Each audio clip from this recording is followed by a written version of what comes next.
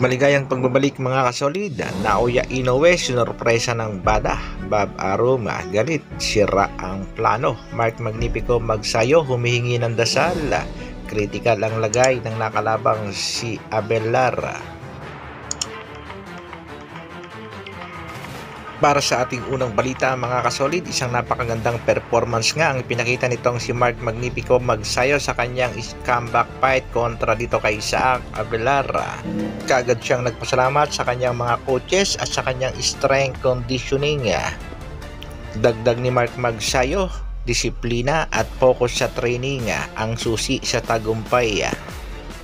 Nagpasalamat nga itong si Mark Magnifico magsayo dito sa MP President na si Mr. Shan at syempre sa ating pambansang kamao na si Manny Pacquiao na kahit nga nasa Pilipinas ay nakatutok at nakasuporta dito sa ating pangbatong si Magsayo. Salamat ako kay Sir Shan Gibbons, kay Alaymon at saka sa mga coaches ko, sa team ko, maraming salamat, and sa Pilipinas maraming salamat sa mga tunay na sumuporta. Isa nga sa mga target ni Magsayo ay ang kanyang dream fight na si Leo Santa Cruz at handa rin daw siyang makipagbakbakan sa mga kampiyon na sina Emmanuel Navarrete at Oshaki Postera, pero lalaban daw muna siya sa isang title eliminator.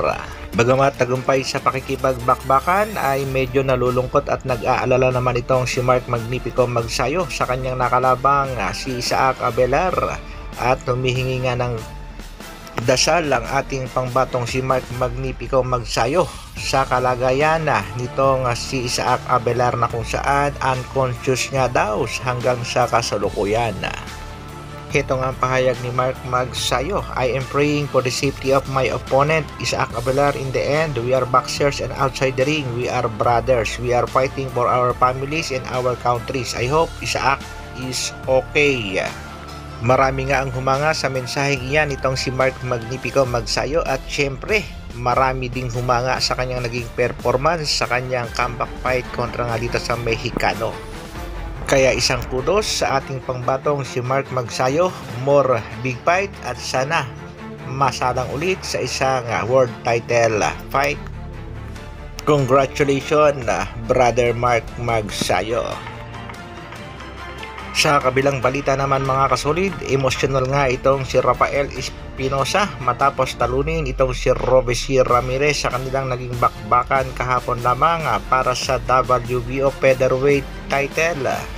Sa last round nga ng kanilang bakbakan ay napabagsak pa nitong si Espinosa ang kampiyon na si Ramirez.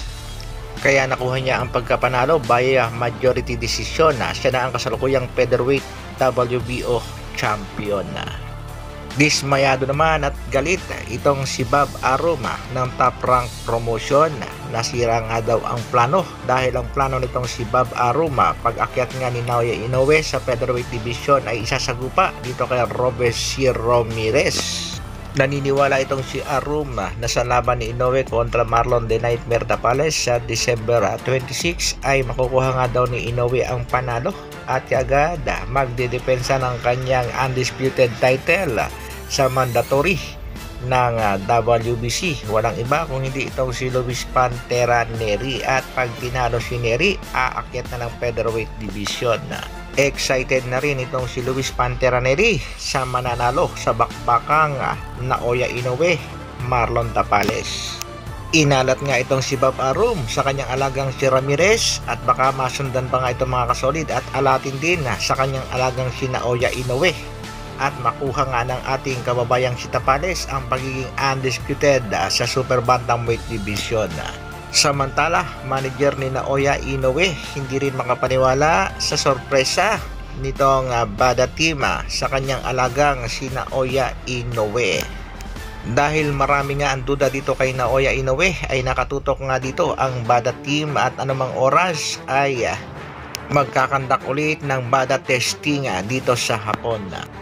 Muli na namang pumalag itong Japanese monster at sinabi nga twice a week unannounced doping is too much. Hindi yata makatake ang Hapon kaya pumapalag na. Kaya sa laban ng ating si Marlon The Nightmare Tapales kontra nga dito sa tinaguriang Japanese monster, marami ang naniniwalang maa-upset ni Tapales itong Hapon. Kaunting update naman tayo dito sa ating pangbatong si Cuadro Alas. Sunod-sunod nga ang mga viral post nito nga si Kuya Lods Jason Casimiro, at sa huling post nito mga kasolid ay muling binanatan ang mga haters at baser. Laos na daw ako, wala pa akong laban, pero bakit lagi niyo ako pinag-uusapan na? Basta ang maipapangako nga lang daw nitong si Cuadro Alas, it's my boy, walang susuko. Shoutout nga para dito kay Mark Magnifico Magsayo. Congratulations din sa pagkapanalo nitong si Devin the Dream Hini kontra sa kampiyon na si Regis Prograis. Good luck din sa nalalapit na laban ng ating kababayang si Magic Mike Plania at Wonderboy Carl James Martin ngayong December 18. Sa Pebrero rin sasabak na rin ang ating kababayang sina Jonas One Pan Sultan at Jerwin Pretty Boy Ancahas. Suportahan natin ang pinakamalaking laban ng ating kababayang si Marlon the Nightmare Tapales. Hanggang dito na lang muna mga kasolid. Maraming salamat sa patuloy na pagsuporta at panonood. Isang like naman dyan, at sa mga bagong mapapadaan sa aking munting channel, pasubscribe naman. Mabuhay Dr. Alvin Vlogs. Brrr.